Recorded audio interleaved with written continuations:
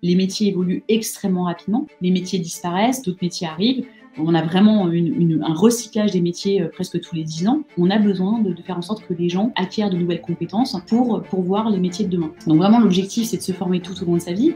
Et donc l'objectif de 2018, c'est je démocratise l'accès à la formation. Je donne ce droit aux Français. C'est vraiment un droit qui est acquis tout au long de sa vie professionnelle. L'objectif, c'est vraiment d'amener les stagiaires à obtenir une certification, un diplôme qui va attester de l'obtention d'une compétence. On veut faire en sorte que le titulaire achète juste et achète en fonction des besoins sur le marché du travail et en fonction de son projet professionnel, parce que c'est très personnel.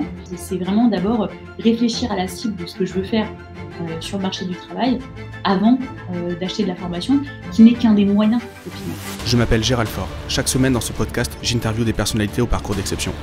À travers ces entretiens, je suis à la recherche des 20% d'actions qui ont mené à 80% de leurs résultats. Ici, pas le temps pour le storytelling, nous allons chercher les leviers directement actionnables pour scaler nos vies et scaler nos business. Alors bonjour à tous et merci à Laure qui aujourd'hui vient pour cet épisode un petit peu particulier. On n'a jamais fait ce genre d'épisode. Laure, vous travaillez à la Caisse des dépôts et du coup, j'ai pris l'initiative de vous contacter pour qu'on puisse parler d'un sujet en ce moment dont on entend beaucoup parler. Alors on ne pourra pas parler de tout, on fera le maximum pour apporter des réponses aux gens qui nous écoutent. Vous travaillez à la Caisse des dépôts. Est-ce que vous pouvez nous expliquer un petit peu quel est votre rôle, quel est votre boulot et pourquoi aujourd'hui on se parle? Bonjour Gérald, bonjour à toutes et à tous. Donc Laure Manoukian, j'ai 36 ans, je travaille à la Caisse des dépôts et plus particulièrement à la direction des politiques sociales. Peut-être qu'on y reviendra sur ce qu'est la Caisse des dépôts, sur ce qu'est la direction des politiques sociales. Moi, au sein de la direction des politiques sociales, je travaille sur le champ de la formation professionnelle et des compétences en tant que responsable de service et business owner de la plateforme Mon Compte Formation. Donc, quand on a donné mes deux titres, il faut encore continuer les explications. Donc, Mon Compte Formation, c'est un dispositif que la Caisse des dépôts gère pour le compte de l'État. Et mon rôle au sein de la direction des politiques sociales, c'est de mettre en œuvre opérationnellement le mandat qui nous est confié, Mon Compte Formation, en décrivant tous les parcours, les services, les fonctionnalités qui vont sous-tendre la plateforme Mon Compte Formation. Super. C'est très clair, on va pouvoir dérouler tout ça, on va pouvoir expliquer tout le mandat de la Caisse des dépôts et notamment pouvoir discuter pour une fois un petit peu différemment du CPF. C'est-à-dire que moi, ce que je remarque, c'est que quand on parle du CPF sur Internet, très souvent, c'est pour annoncer des mauvaises choses, puisqu'il y a des gens, il y a une faible partie des gens qui font un petit peu n'importe quoi avec le CPF. Et moi, je trouve ça très dommage, parce qu'il y a d'autres acteurs, d'autres organismes de formation qui essaient de faire les choses bien.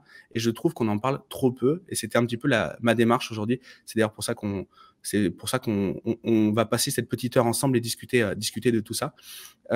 Est-ce que vous, déjà, par rapport à votre mandat, le projet CPF, il a commencé il y a combien de temps? Comment ça s'est organisé? Alors, le mandat du compte personnel de formation, la Caisse des dépôts l'opère depuis 2015. Donc, en 2015, la Caisse des dépôts doit gérer le compte de l'ensemble des actifs et alimenter ses compteurs en heures CPF. Donc, c'était l'ancienne mouture du dispositif CPF. Et puis après, on a eu la réforme de 2018 qui est venue qui a donné un nouvel élan au CPF, au droit CPF. Et donc, en 2018, la Caisse des dépôts obtient un mandat beaucoup plus conséquent, à savoir de gérer et de mettre en œuvre la plateforme Mon Compte Formation, qui est une plateforme qui permet de mettre en relation directe l'offre et la demande de formation éligible au CPF. Donc, première chose qu'on a faite quand on a obtenu le mandat, c'est de convertir les heures CPF en euros CPF. Parce qu'effectivement, la monnaie avec laquelle on achète un device, une formation, un objet sur le marché, c'est bien en euros et pas en heures. Et donc, pour que ce soit plus parlant pour tous les usagers, on a converti leurs droits d'heures en euros. Alors, petite parenthèse, c'est valable que pour les actifs salariés ou indépendants. Et pour les agents de la fonction publique, la réforme a laissé les droits CPF en heures. Donc, la Caisse des dépôts affiche et alimente les compteurs de droits CPF également pour la fonction publique, mais ces heures restent, ces droits CPF restent comptabilisés en heures et non en euros. Donc, ça, c'est le mouvement à compter de 2018. D'accord. Et est-ce que vous avez remarqué une hausse, la démarche, j'imagine, de faciliter l'accès à la formation pour les salariés? J'imagine que c'est un petit peu ça l'idée derrière tout ça. Est-ce que vous augmentez est-ce que vous avez remarqué une augmentation? Est-ce que ça a vraiment facilité? Est-ce que de ce point de vue-là, ça remplit pleinement son objectif? Alors complètement, hein. L'objectif de cette réforme de 2018 pour la liberté de choisir son avenir professionnel, elle a travaillé sur plusieurs objets, hein, l'apprentissage, mais également le CPF, qu'on a totalement revisité. L'objectif étant vraiment de démocratiser l'accès à la formation. La formation continue, hein, donc, qui se différencie de la formation initiale. Formation initiale, c'est vraiment l'enseignement primaire, secondaire et l'enseignement supérieur. Bref, avant que vous entriez dans la vie active. Et puis, il y a la formation continue. Et la formation continue était un objet assez peu connu des Français et qui était peu active et peu utilisé parce que un peu cette culture qui est de dire si je dois me former, c'est mon entreprise qui paiera ma formation. Et si je suis demandeur d'emploi, c'est Pôle emploi qui me paiera ma formation. Mais il n'y avait pas cette culture ou cette connaissance ou le fait qu'on puisse acquérir des compétences et qu'on doit acquérir des compétences tout au long de sa vie professionnelle parce que les métiers évoluent. Et donc, nécessairement, les compétences qu'on a acquises grâce à sa formation initiale ne sont pas suffisantes pour mener toute sa vie professionnelle avec cette base de connaissances acquises 30 ans plus tôt. Donc vraiment, l'objectif, c'est de se former tout au long de sa vie. Et donc l'objectif de 2018, c'est je démocratise l'accès à la formation, je donne ce droit aux Français. Donc déjà, j'exprime leurs droits en euros et non plus en heures, et je leur laisse la liberté de choisir la formation qui correspond à leur projet professionnel. Un projet professionnel qui peut être, je veux évoluer dans mon entreprise, je veux postuler à tel poste en interne, ou je veux postuler à telle offre d'emploi sur le marché du travail, ou carrément, je veux faire une reconversion professionnelle, changer totalement de métier, et pour ça, il faut nécessairement que je me forme et que j'acquière de nouvelles compétences pour pouvoir répondre à mon projet professionnel. Donc, liberté totale. Donc, effectivement, on a bien vu une explosion du nombre de formations achetées par les Français, et c'était bien l'objectif initial, démocratiser l'accès à la formation. J'imagine que ça devait être assez compliqué à l'époque d'annoncer à son employeur « je veux me former pour partir dans une autre branche, pour changer de métier, pour me reconvertir ». J'imagine que ça doit être c'est assez délicat. Donc là-dessus, en effet, ça anonymise un petit peu le… Est-ce que l'employeur, d'ailleurs, il est au courant quand je vais me former, j'utilise mon CPF pour aller me former à droite à gauche? Est-ce qu'il est au courant de tout ça? Alors, c'est une excellente question. Effectivement, donc les droits, encore une fois, hein, ils sont acquis par le titulaire, par le salarié. Ils lui sont liés tout au long de sa vie professionnelle. Il ne les perd pas, y compris quand il change d'employeur ou quand il change de statut. Ils sont vraiment acquis tout au long de sa vie professionnelle. Et quand on dit bien liberté de choisir son avenir professionnel, le titulaire est totalement libre de choisir, d'utiliser ses droits CPF et de se former sur telle ou telle formation. Et il n'a absolument pas nécessité d'informer son employeur qu'il va se former sur tel ou tel objet, sauf si évidemment il suit sa formation sur son temps de travail. Et là, auquel cas, il faut soit qu'il prenne un congé, qu'il prenne ses dispositions, soit qu'il informe son employeur qui suit cette formation, et potentiellement son employeur va accepter qu'il puisse suivre cette formation sur temps de travail. Donc c'est le seul cas où éventuellement un salarié peut être amené à informer son employeur qu'il se forme, mais aucune obligation. Et après, autre élément très important, la Caisse des dépôts ne communique aucune donnée sur les formations achetées par les salariés de manière nominative. Hein. Alors, on fait des études, des enquêtes, mais totalement anonymisées. Mais en tous les cas, l'employeur n'est jamais informé que tel ou tel salarié a utilisé son CPF et est en train de se former sur telle ou telle certification ou diplôme. Hyper intéressant. Et donc, si on resitue, vous parliez tout à l'heure des salariés, des demandeurs d'emploi, qui peut être éligible? Je crois que les retraités n'y ont pas accès, voilà, mais est-ce que, par exemple, si je suis auto-entrepreneur, je peux me former? Est-ce que je continue du moins à cotiser pour le CPF? Est-ce qu'il y a un abondement sur mon compte?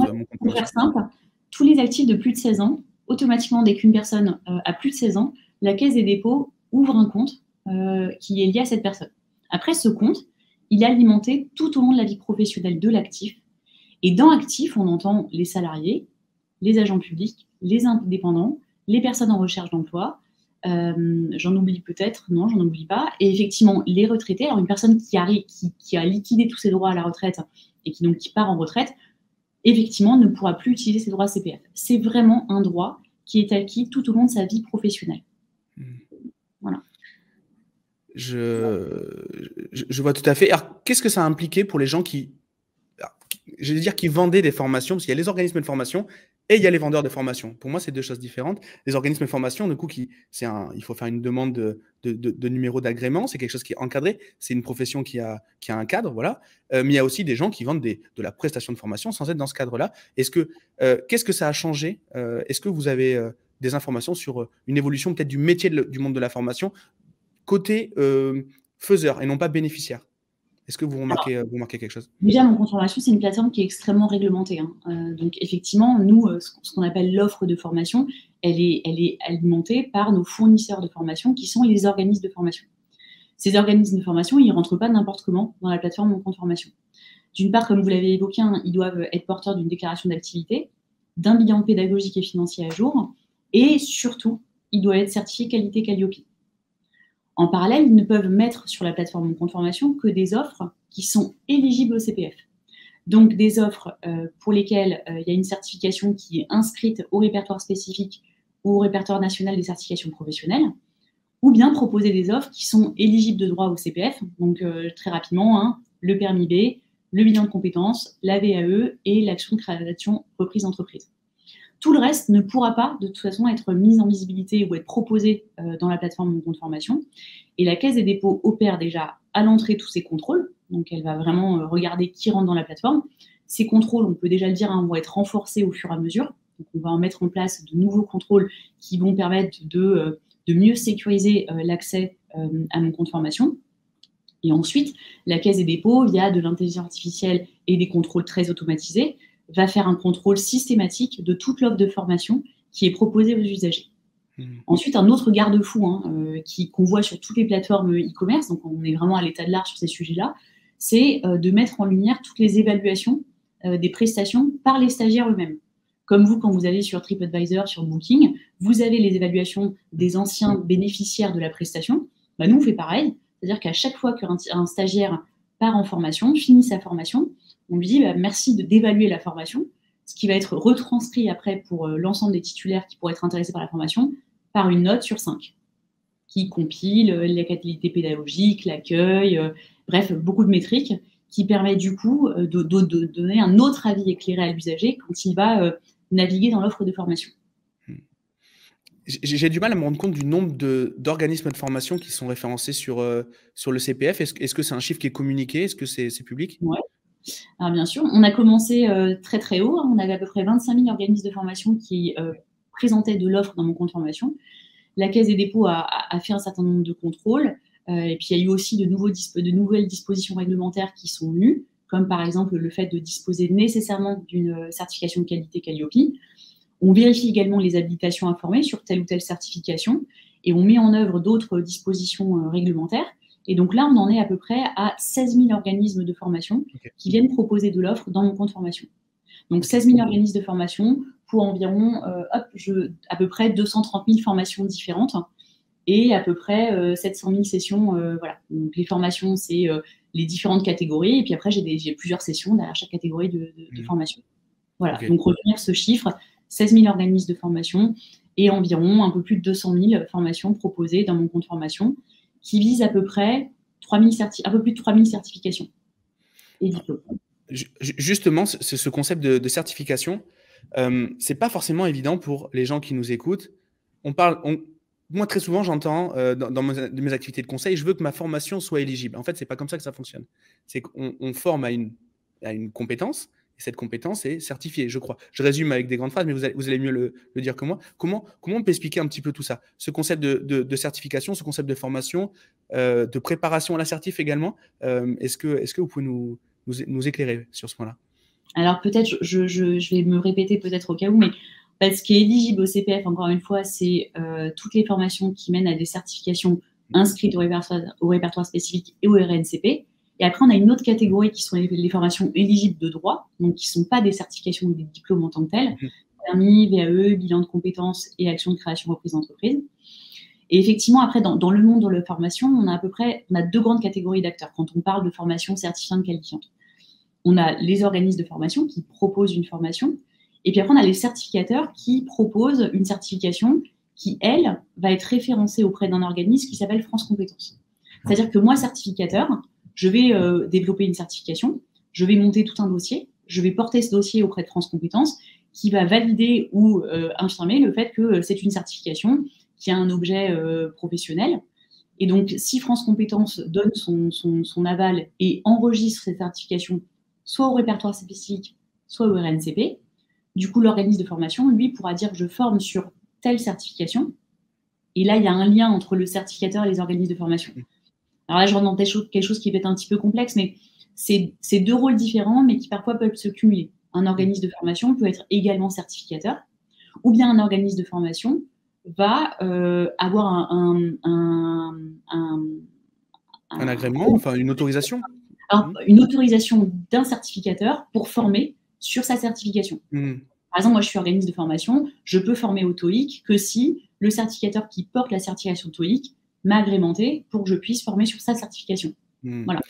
Si je prends une analogie vraiment très basique, moi, par exemple, j'ai passé mon bac dans un lycée, j'ai été formé dans un lycée privé, et quand j'ai dû passer mon bac, j'ai dû aller dans un lycée qui était centre d'examen, et donc, en fait, j'ai été préparé à un endroit et j'ai passé mon bac de l'autre côté. Bon, là, je fais des raccourcis qui ne sont pas des raccourcis, voilà, c'est un extrême raccourci, mais c'est un petit peu ça l'idée, en fait, c'est que je peux former, comme vous l'avez dit, à une formation, et que ce soit un tiers qui, lui, a l'autorisation d'attester, de diplômer ou de certifier.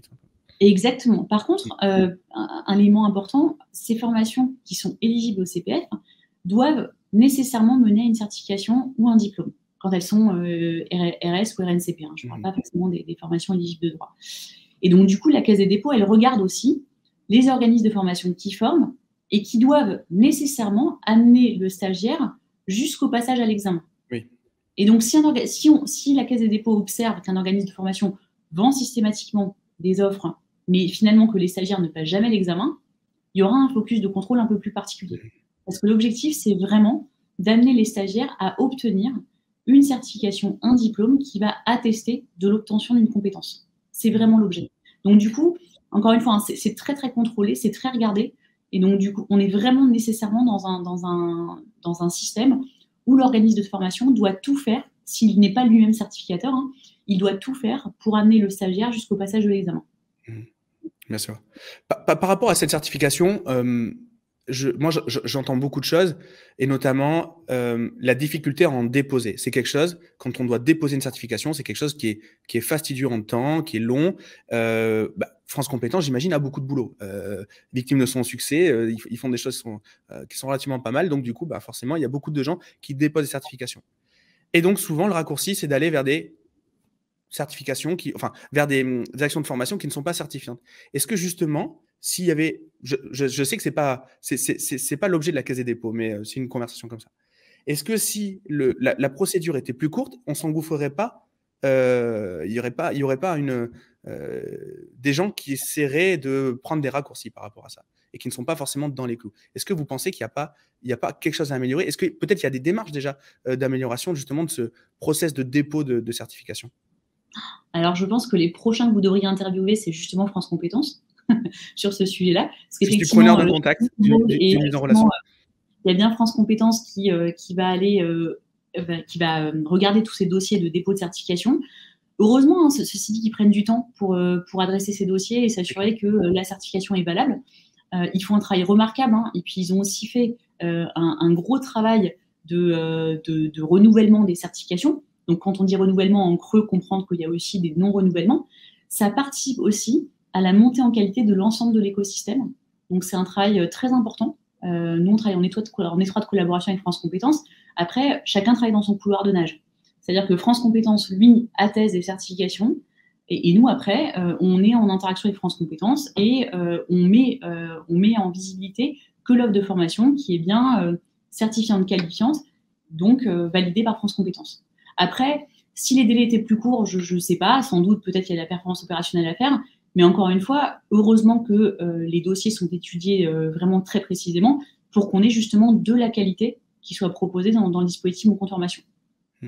Sinon, comme vous le dites, si on reboule avec votre introduction, si ça allait trop vite, on aurait sans doute encore plus de choses qui seraient pas forcément qualitatives dans Mon Compte Formation. Peut-être qu'on déplacerait le problème, en effet. Ouais. C'est une très bonne chose qu'on prenne notre temps sur ces sujets-là. Mais encore une fois, je pense que France Compétences sont peut-être les plus à même de répondre à vos questionnements là-dessus. Bien sûr. Alors, à 13h aujourd'hui, j'ai assisté à un webinaire sur un sujet que je trouve passionnant. Et j'étais agréablement surpris de tout ce que j'ai entendu aujourd'hui, parce que je pense que c'est un sujet qui aurait dû être abordé depuis longtemps. C'est justement l'attestation des compétences, comment je peux être sûr que quelqu'un en fait a réellement les diplômes qu'il me promet sur son CV, comment je peux être sûr qu'il s'est réellement formé, etc. en tant qu'employeur, ou même comment, voilà, de manière générale, comment je peux avoir un suivi en fait de ma montée en compétences. Donc, je pense que Laure, vous comprenez où je veux aller. Est-ce que vous pouvez me parler de cette actualité ? Est-ce que vous pouvez me parler un petit peu de ce nouveau ou pas nouveau? D'ailleurs, moi, j'ai entendu parler il n'y a pas très longtemps, mais de ce fameux passeport. Exactement. Donc déjà, mon compte formation, donc plateforme qui permet de faire la rencontre entre l'offre et la demande de formation. Ça, c'était vraiment l'objet premier, hein, de faire connaître la formation professionnelle. Ensuite, on a eu une petite inflexion. Hein. On a dit, mais en fait, maintenant qu'on a démocratisé l'accès à la formation professionnelle, on va mettre plutôt en avant le fait que l'usager s'informe sur son projet professionnel, prenne le temps de le mûrir avant d'acheter une formation. Parce que si achat trop rapide ou compulsif, il y a un risque que la formation ne soit pas exactement celle qu'il lui faut, et peut-être pas forcément en adéquation avec les besoins sur le marché du travail. Donc, je ne sais pas si vous avez vu la petite différence entre mon compte formation version 2019 et mon compte formation version 2021. Version 2019, on mettait vraiment en avant le fait de rechercher une formation et de l'acheter, et c'était normal, c'était l'objectif premier. 2021, on passe à un objectif qui est plutôt qualitatif. Alors, ça ne veut pas dire que 2019-2020, on était sur un objectif pas qualitatif, on était sur un objectif de démocratisation de l'accès. 2021, on dit, attention, il faut vraiment que l'achat soit réfléchi, et donc on met en avant le conseiller en évolution professionnelle. Donc, service totalement gratuit, personnalisé, qui permet à un usager de rencontrer une personne et de pouvoir préciser son projet professionnel, puisque c'est bien la cible, hein, avoir un projet professionnel, et après mettre en exergue les moyens pour arriver à atteindre ce projet professionnel. Ça peut être de la formation, mais pas que. Et donc, du coup, allez d'abord, pour ceux qui ne sont pas très au clair sur leur projet professionnel, allez d'abord voir un CEP, discuter avec lui, il va vous préciser quelles sont les certifications, les diplômes dont vous auriez besoin pour répondre à votre projet professionnel, et ensuite, potentiellement, venez utiliser vos droits CPF sur mon compte formation. Ça, c'est la première pierre à l'édifice. Et quand on monte encore en termes d'aspect qualitatif, effectivement, la Caisse des dépôts va mettre en œuvre ce prochain service que vous avez évoqué, qui est le passeport de compétences. C'est quoi le passeport de compétences? Pour faire simple, c'est un CV à valeur probante. C'est un CV que je vais vraiment mettre en exergue au titulaire, ce sont ses données, donc elles sont totalement personnelles, la Caisse des dépôts n'exploite pas ces données pour des tiers, et elle retranscrit à un titulaire tous les diplômes et certifications qu'il a obtenus au titre de la formation initiale et de la formation continue. Elle retranscrit également toute l'expérience professionnelle d'un individu, donc tous les métiers qu'il aura exercés depuis qu'il est rentré dans la vie active. Et par combinatoire des diplômes, des compétences et de l'expérience professionnelle, on va pouvoir dire à un individu, à un instant T, voici les compétences que tu détiens. Et donc du coup, avec ces compétences, faire le lien avec les besoins sur le marché du travail, puisque finalement, une offre d'emploi, c'est des besoins en compétences, et de dire, voilà les compétences que j'ai à un instant T, voilà les compétences que telle ou telle offre d'emploi requiert, et donc le différentiel, c'est ces 2-3 compétences que je dois acquérir, et donc potentiellement, je les acquiers par de la formation. Donc c'est ça l'objet du passeport de compétences. Et donc ce passeport de compétences, comment on l'alimente? Parce que forcément, nous, on n'a pas toutes les données. Forcément, on se met en lien avec l'éducation nationale pour obtenir tous les diplômes issus de la formation initiale, avec l'enseignement supérieur pour tout ce qui est diplôme de l'enseignement supérieur, et puis ensuite pour la formation continue, là c'est là où on fait le lien avec les certificateurs. Les certificateurs, par la loi, ont l'obligation de venir déposer auprès de la Caisse des dépôts le résultat de l'obtention des certifications et diplômes. Dans cet objectif de venir alimenter ce fameux passeport de compétences, donc passeport qui va référencer des données à valeur probante et donc permettre d'en déduire les compétences d'un titulaire. Et est-ce que si je suis en face d'un employeur et qui me demande est-ce que je peux m'en servir de ce passeport, de ce CV en ligne, de ce CV, ce CV authentifié du moins, est-ce que je peux m'en servir comme un élément de confiance, un élément est-ce que l'employeur peut se connecter quelque part, recevoir ces données-là, ou est-ce que c'est vraiment pour m'aider à évoluer dans ma carrière? Alors, l'employeur n'aura jamais accès à ces données-là en direct. Jamais, jamais, jamais. En fait, la Caisse des dépôts ne fera pas un accès spécifique à l'employeur qui pourra interroger une base et dire « je veux aller voir le CV à valeur probante de Monsieur Fort ». C'est vraiment vous qui allez décider si oui ou non vous souhaitez éditorialiser ce CV et le transférer à votre entreprise ou à un prochain recruteur. Ça, c'est vraiment vous qui avez la liberté de le faire. Vous pouvez aussi éditorialiser ce passeport. C'est-à-dire que s'il y a des expériences professionnelles ou je ne sais pour quelle raison, des diplômes que vous ne souhaitez pas faire apparaître dans votre CV, vous pourrez les retirer. Vous pouvez aussi rajouter des expériences professionnelles, rajouter des diplômes. Bon, là, on dira bien que ce ne sont pas forcément ce sont pas des données qui sont certifiées par la Caisse des dépôts, puisqu'on n'aura pas un lien sécurisé. Mais en tous les cas, on aura bien un CV qui sera totalement éditorialisable par le titulaire. Il pourra enlever des choses que la Caisse des dépôts aura mis en lumière, il pourra en rajouter, et après, à lui de décider s'il souhaite le montrer à un tiers. C'est vraiment l'objet de la personne en tant que telle. Ça lui appartient. Il y a une question que je me pose sur ce genre de projet que je trouve géniaux. C'est qui est l'initiative de ça? Comment ça se passe? Est-ce que ça vient d'une enquête terrain? Est-ce que ça vient plutôt, est-ce que c'est plutôt ministériel? Comment vous organisez pour faire ça? Parce que j'imagine que des sujets, il y en a plein à traiter, donc il faut les prioriser. Comment à la Caisse des dépôts on les priorise? Quel est un petit peu l'organigramme de tout ça?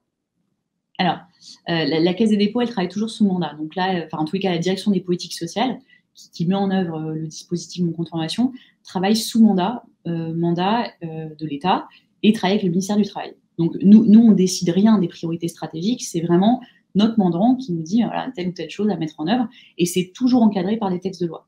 Le passeport de compétences, il est inscrit dans un texte de loi depuis avant la réforme de 2018, il était déjà dans la réforme d'avant, et donc on le met en œuvre, nous, Caisse des dépôts, parce qu'on a été désigné comme opérateur, parce que aussi on détient toutes les données sur le sujet, puisqu'on détient les données de formation, on détient les données de certification, on a le droit d'exploiter les données carrière, donc du coup, on est l'opérateur, entre guillemets, le plus à même de mettre en œuvre ce passeport de compétences. Donc c'est vraiment l'État qui décide de la stratégie. Ça concourt vraiment dans l'idée de créer une société de compétences, qui était vraiment l'objet du premier quinquennat de notre président, de dire on a besoin de créer une société de compétences. On a aussi cette conscience aiguë, on en a parlé tout à l'heure, que les métiers évoluent extrêmement rapidement. Les métiers disparaissent, d'autres métiers arrivent. On a vraiment un recyclage des métiers presque tous les 10 ans. Tous les métiers du numérique, de la transition écologique, les métiers du grand âge, tous ces aspects-là. On a les nouveaux métiers, puis on a aussi les métiers en tension. En fait, on a ces nouveaux métiers pour lesquels il faut vraiment que les gens se forment parce que la compétence n'existe pas sur le marché du travail. Et après, on a les métiers en tension pour lesquels la compétence, elle est connue, mais peu de gens s'intéressent à ces métiers, donc il faut les mettre en avant. Et donc, il faut que les gens se forment sur ces métiers-là pour qu'on n'ait plus de métiers en tension. Donc là, je pense santé, grand âge, vieillissement. Voilà. J'ai l'impression qu'il y a beaucoup de... que le CPF a évolué hyper vite. Si on parle que du CPF, évidemment, la Caisse des dépôts, c'est plein d'autres choses, mais quelle est la visibilité en temps? Parce que ça, c'est l'inquiétude de beaucoup de gens qui veulent passer un Calliope, qui veulent devenir OF, qui veulent former, qui veulent peut-être déposer une certif, mais quel est l'avenir du CPF? Et quelle est la visibilité, par exemple, si on a un mandat, on a une date d'échéance qui peut éventuellement être renouvelée, j'imagine, mais est-ce qu'on a de la visibilité là-dessus? Est-ce que c'est public? Est-ce que ces informations que vous communiquez? Alors, oui, effectivement, vous avez raison de le rappeler, on travaille sous mandat, et ces mandats, ils sont donnés pour un certain nombre d'années, et puis renouvelés au fur et à mesure. Donc moi, je ne peux pas prédire de l'avenir et je ne peux pas vous dire le CPF va vivre 100 ans, 200 ans. Mais en tous les cas, ce qu'on peut juste voir, c'est qu'il y a un fort soutien des pouvoirs publics sur ce dispositif. Quand on a vu les premiers retours d'expérience après 2 ans de mise en œuvre de la réforme, ce qui en ressort, c'est de dire effectivement, c'est une réussite. Ça a permis la démocratisation de l'accès à la formation. Ce n'est plus uniquement les cols blancs qui se forment, mais on a des ouvriers, des employés. On a aussi des personnes de plus de 50 ans, beaucoup plus qu'avant, qui se forment. On a aussi beaucoup plus de femmes qui se forment, on a une parité extrêmement forte. Donc rien que sur ça, on peut dire qu'on a réussi à démocratiser l'accès et que c'est une vraie réussite pour aller vers cet objet de créer une société de compétences. Et je pense que personne dans l'écosystème politique ne pourrait dire oui, on n'a pas besoin de créer une société de compétences. C'est une évidence. On a besoin de faire en sorte que les gens acquièrent de nouvelles compétences pour voir les métiers de demain ou les métiers en tension. Donc, nous, tout ce qu'on peut dire, tout ce qu'on en ressent quand on est en perpétuel échange avec nos mandants, c'est qu'on voit bien un support extrêmement fort des pouvoirs publics sur le dispositif Mon Compte Formation. Après, évidemment, il reste énormément de choses à faire. Il reste à sécuriser toujours davantage le dispositif, puisque effectivement, on voit, il y a encore des terreaux de fraude. Et puis, comme tout dispositif de ce type-là, ça attire la convoitise. Donc, voilà, au fur et à mesure, on renforce et on sécurise davantage le dispositif. Et puis après, il y a un sujet de dire sur le long terme, comment on enrichit cette plateforme pour ne pas en faire qu'une plateforme d'achat, et bien plus une plateforme où il va y avoir de l'information, de l'éditorialisation, du conseil, pour vraiment aller au-delà du simple acte d'achat. Finalement, on aurait tout autant réussi dans mon compte formation à en faire un objet de la vie quotidienne pour les Français s'ils ont ce réflexe quand ils sont actifs de dire tiens, je vais aller sur mon compte formation, je vais me renseigner sur les métiers qui recrutent, les métiers en tension, parce que l'objectif demain c'est ça, hein, c'est de faire le lien avec le marché du travail. Donc on a mis une première pierre à l'édifice qui est de dire je démocratise l'accès à la formation et petit à petit, et le passeport compétences est un des services qui va le permettre, je vais faire le lien avec les besoins sur le marché du travail, pour que les gens, justement, se forment en lien avec les besoins sur le marché du travail. Ou en tous les cas, qu'ils aient plus conscience des besoins sur le marché du travail à un instant T pour se former à bon escient. Parce que l'objectif, c'est vraiment que les gens soit restent dans leur emploi, soit évoluent dans leur emploi, soit justement trouvent un emploi. Bien sûr. Est-ce qu'il existe des commissions où justement les employeurs, les salariés ou demandeurs d'emploi, etc., peuvent également apporter, contribuer au projet? Est-ce que l'information, elle peut être, j'ai envie de dire, remontante et pas que descendante? Est-ce qu'il y a ce genre de comité qui existe? Alors, comité, non. En tous les cas, on a des services et des fonctionnalités qu'on propose déjà aux financeurs tiers. Je m'explique. Au tout début de mon compte formation, quand on l'a sorti en 2019, le titulaire pouvait mobiliser ses droits CPF et s'il n'avait pas assez de droits pour acheter la formation qu'il avait choisie, sortir sa carte bleue pour payer le delta. C'est toujours possible, hein, évidemment, là, le système de base n'a pas changé, mais au fur et à mesure, on a intégré les financeurs tiers. Donc les financeurs tiers qui vont permettre de compléter la mise si la personne n'a pas assez de droits CPF. Donc on a intégré en premier lieu Pôle emploi. Donc un demandeur d'emploi, quand il n'a pas assez de droits CPF pour acheter sa formation, il peut demander une prise en charge complémentaire par Pôle emploi. Ensuite, un salarié, il peut demander également une prise en charge complémentaire auprès de son entreprise. Et c'est là où on peut faire le lien justement avec l'entreprise sur les besoins en formation et comment les entreprises interviennent aussi sur ce champ-là. On a également intégré certaines régions qui viennent dire moi, je fais de l'abondement, ce qu'on appelle, nous, dans notre jargon, de l'abondement automatisé. C'est-à-dire qu'une région ou un OPCO ou une branche vient nous voir, signe une convention avec nous et va dire moi, un titulaire, quand vous arrivez à dire qu'il combine tel critère et qu'il veut se former sur tel ou tel type de formation, de certification ou de diplôme, moi, je vais rajouter un abondement automatiquement de X centaines d'euros pour compléter ses droits CPF s'il n'en a pas assez pour acheter sa formation. Donc, d'une certaine manière, ce n'est pas vraiment un comité proactif, concret, mais en revanche, on est en lien avec les financeurs tiers qui viennent en fait intégrer leur politique de financement de la formation, donc politique publique, politique purement privée, vu qu'on a aussi des entreprises, pour dire moi, je veux appuyer la formation de mes titulaires sur tel ou tel aspect, sur telle ou telle certification. Donc, ça donne une température. Exactement, parce que je sais que sur mon territoire, je manque de telle ou telle compétence, donc je vais promouvoir les formations et venir cofinancer ces formations-là. Moi, entreprise, j'ai tout intérêt à ce que mon salarié se forme sur l'objet qui m'apporte, donc très bien, je complète la mise. Donc, on a en fait, dans l'autre sens, cette possibilité pour des financeurs tiers de venir promouvoir des typologies de formation pour certaines catégories de publics, parce qu'elles peuvent restreindre aux jeunes, aux demandeurs d'emploi, aux seniors. Enfin, voilà, on peut aussi restreindre sur les typologies de publics qu'on veut adresser. Donc ça, c'est ce qui existe déjà. Aujourd'hui, une entreprise, une région, un OPCO, une branche, et puis Pôle emploi, mais également l'État, peut venir faire intégrer ces politiques d'abondement dans mon compte formation. Et demain, ça c'est ce qu'on est en train de travailler, on cherche toujours à intégrer davantage ces financeurs tiers dans le dispositif. Donc on développe les fonctionnalités, les services. Et ce qu'on va faire à horizon de 3 ans, c'est de permettre à une entreprise elle-même de pousser des projets de formation dans mon compte formation en disant voilà, moi je verrai un intérêt à ce que tu te formes sur telle formation, j'apporte une première partie du financement et potentiellement je te propose de cofinancer une partie de ce projet de formation avec tes droits CPF. Donc ça, c'est une fonctionnalité qui va arriver dans les 2-3 ans à venir, voilà, qui est à l'étude aujourd'hui.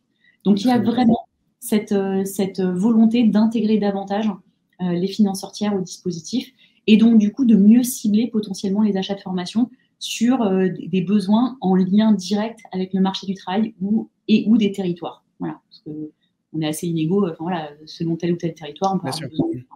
Au niveau de l'offre de formation, est-ce qu'on remarque qu'il y a quand même certaines branches, certains métiers qui sont plus représentés, des gens qui se forment plus à tel ou tel métier? Est-ce que vous avez ces informations-là et vers quelle tendance ça partirait?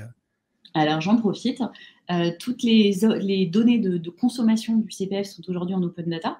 Donc, vous pouvez vous-même aller voir quelle est la consommation faite par les titulaires de droits CPF via mon compte formation. Après, du coup, je vais faire le teasing, hein. Les premières formations qui sont les plus vendues, c'est tout ce qui est bilan de compétences, VAE, action de création reprise d'entreprise. Après, on a un deuxième volet qui est tout ce qui est formation liée au transport, mais qui inclut également le PIB. Après, on a les langues et la bureautique. Et puis après, on a un top 10 de certification qui est, vous le verrez hein, dans les données de consommation, tout ça est public. Mais on a déjà des grandes tendances qui se dessinent et qui sont relativement stables depuis le démarrage de mon compte formation. Mais ce qu'on constate, c'est que du moment où un financeur tiers vient faire des abondements sur telle ou telle certification, ça influe évidemment sur la consommation. Parce qu'il y a de la communication d'un financeur qui va dire, moi je pousse les titulaires de mon territoire ou qui dépendent de ma branche, mon OPCO, à se former sur telle ou telle certification. Et donc, du coup, ça peut promouvoir des certifications ou des diplômes qui ne sont pas forcément dans le top 10 de ce moment. Et c'est pour ça que je fais la boucle avec nous, tout l'intérêt de nos travaux et de notre fonctionnalité sur lesquelles on travaille. On a tout intérêt à intégrer ces financeurs tiers dans le dispositif parce que ce sont les premiers à avoir une conscience aiguë des besoins sur le marché du travail au niveau territorial ou au niveau national et qui vont pouvoir infléchir du coup sur les tendances de consommation qu'on voit. C'est très clair. On mettra le lien en description. C'est vrai que j'ai jamais fait la démarche d'aller rechercher, mais on entend tellement. Je pense que le fait que ce soit open data, je pense que c'est une très bonne chose parce qu'on entend quotidiennement du tout et n'importe quoi sur le CPF. Et donc là au moins c'est très clair. On a parlé du passeport compétences tout à l'heure. On a parlé des projets en cours. Est-ce qu'il y a d'autres actualités de la Caisse des dépôts concernant la formation ou pas d'ailleurs, dont vous pouvez nous parler aujourd'hui peut-être sur l'amélioration du service ou peut-être autre chose. Est-ce que vous avez des sujets sur lesquels vous communiquez ou vous allez communiquer prochainement? On a déjà balayé très large, en tout cas sur les nouveaux services, les fonctionnalités à venir, l'intégration des financeurs tiers, la montée en qualité toujours. Hein, on poursuivra on va mettre en place davantage de contrôles, toujours plus de contrôles sur toute l'offre de formation qui est proposée. Donc vraiment pour sécuriser le titulaire dans ce qu'il va pouvoir acheter. Donc ça, on va poursuivre toutes les actions qui vont en ce sens-là. On va poursuivre la sécurisation du dispositif en mettant en place des fonctionnalités ou des services qui vont permettre de mieux, de mieux sécuriser la connexion et l'utilisation des droits CPF, puisque à la marge, très à la marge, mais ça fait du buzz malheureusement, mais très à la marge, on a encore des usurpations d'identité. Donc voilà, il faut qu'on continue à sécuriser sur ce volet-là, sans pour autant tomber dans le travers qui est, du coup, plus personne n'arrive à se connecter tellement c'est devenu Fortnos, le truc. Donc il faut qu'on trouve le juste milieu entre l'expérience utilisateur. Moi, je suis un peu la garante des parcours usagers et de faire en sorte que ce soit fluide, simple, mais pour autant que je m'assure qu'il n'y ait pas de loup dans la bergerie, entre guillemets. Donc, on va beaucoup travailler sur ces axes-là.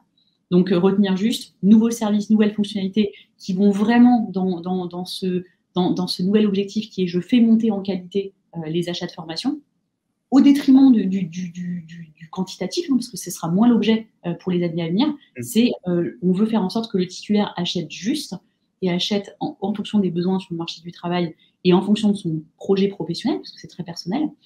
Et après, on a ce gros volet qui est continuité dans la sécurisation du dispositif, justement pour bien asseoir la confiance que les titulaires, mais également les organismes de formation et tous les acteurs de l'écosystème vont avoir dans ce dispositif. Voilà. C'est très clair. Et pour revenir à notre introduction, où j'entends beaucoup trop de choses négatives sur le CPF, alors que moi, je suis persuadé que c'est une bonne chose. Est-ce qu'il y a tant de plaintes des consommateurs que ça? Est-ce que ça représente vraiment une grosse partie des...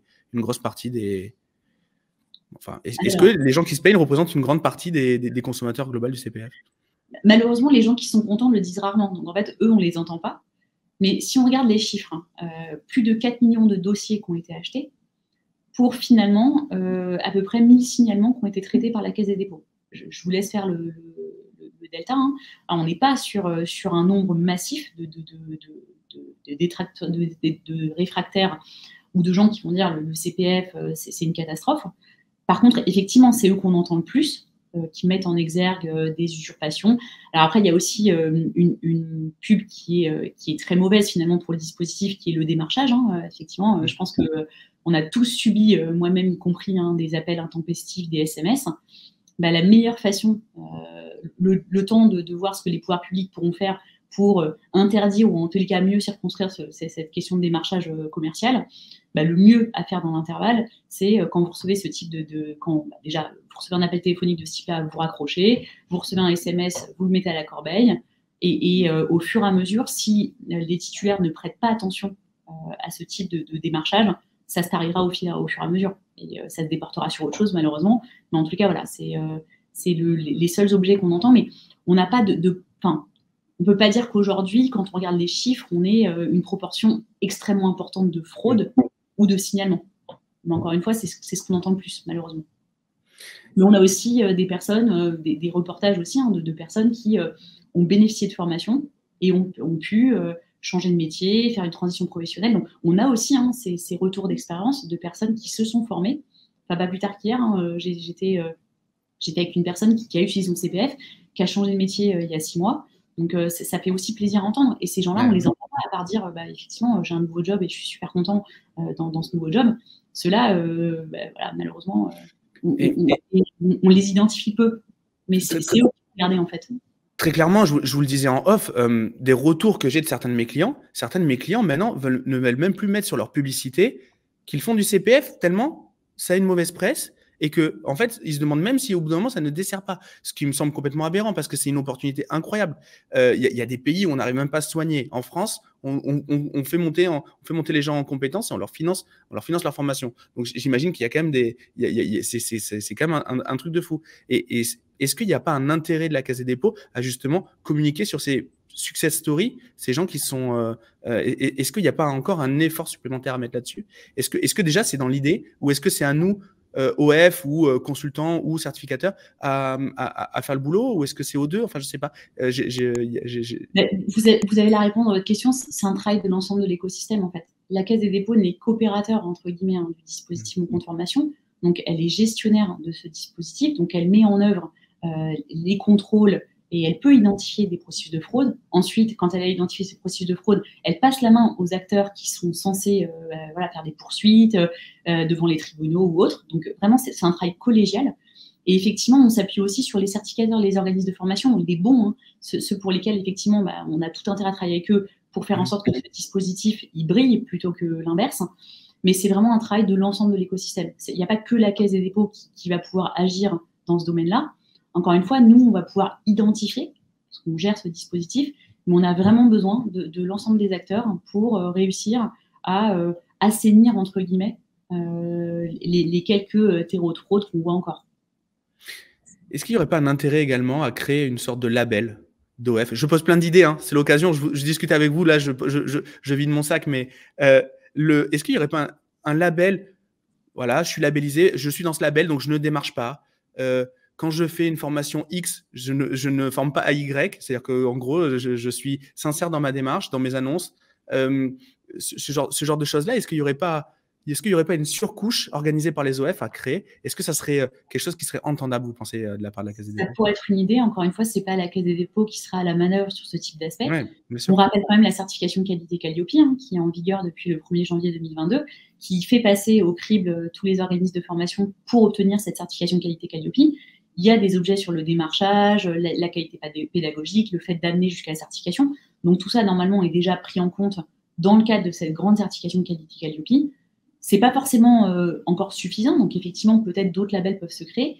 On a aussi des organismes de formation qui sont en train de s'organiser pour créer des labels, voire des certificateurs aussi, comme les acteurs de la compétence qui se sont mis en ordre de marche, parce qu'effectivement, comme vous le disiez, ils ont tout intérêt à assainir le marché, parce qu'il y a les bons et les mauvais, et ce serait dommage d'empêcher les bons de faire leur travail, alors que quelques mauvais subsistent. Mais encore une fois, c'est la démarche de vraiment pléthore d'acteurs. Enfin, en fait, c'est pas du tout la Caisse des dépôts qui va pouvoir mettre en œuvre un label. D'ailleurs, elle ne le fera jamais d'elle-même. Ce sera potentiellement les mandants qui définiront ce type de choses. Voilà, on n'est pas la même sur ces aspects-là. Donc, pourquoi pas? Mais, Bon, Bonne idée. L'appel à candidature, si vous voulez vous joindre à ce futur label de qualité, contactez-moi et j'organiserai ça.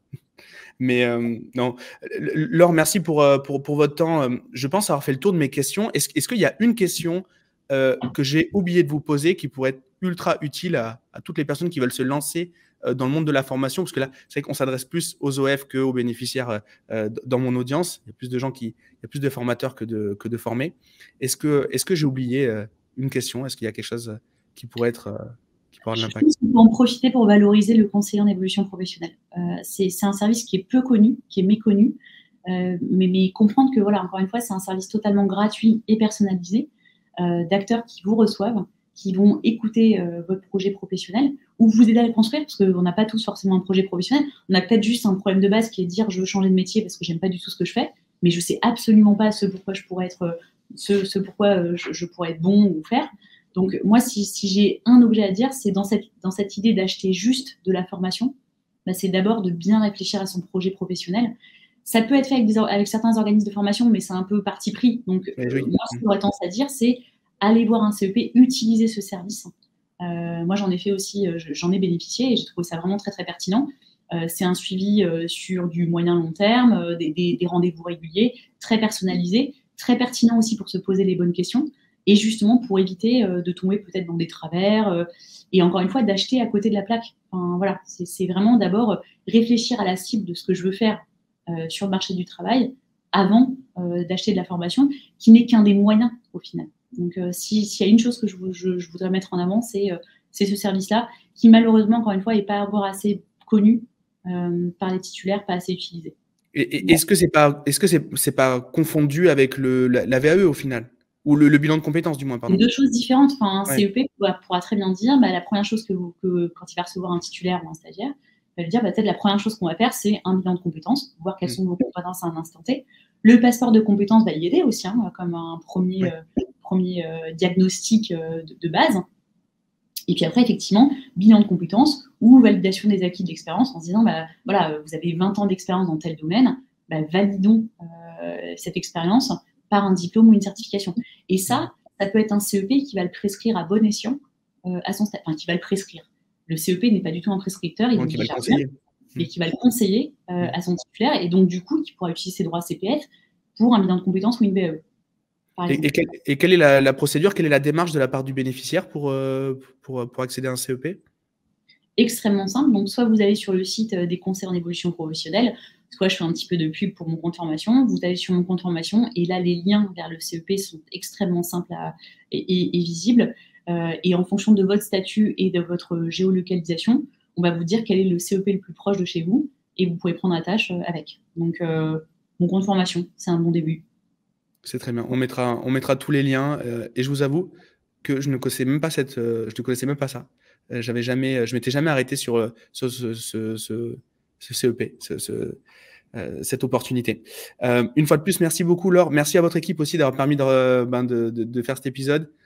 C'était important pour nous d'arriver à discuter avec la Caisse des dépôts pour retranscrire quelques-unes des questions qu'on nous pose. Merci beaucoup. J'espère que cet épisode aura servi au plus grand nombre. Et si vous avez des questions, n'hésitez pas à nous les poser. On essaiera de les faire remonter dans une FAQ ou dans autre chose concernant le CPF en tant qu'OF, en tant que bénéficiaire. Et on essaiera de faire le relais. À bientôt, Laure. Merci. À très bientôt. Merci. Au revoir. Au revoir.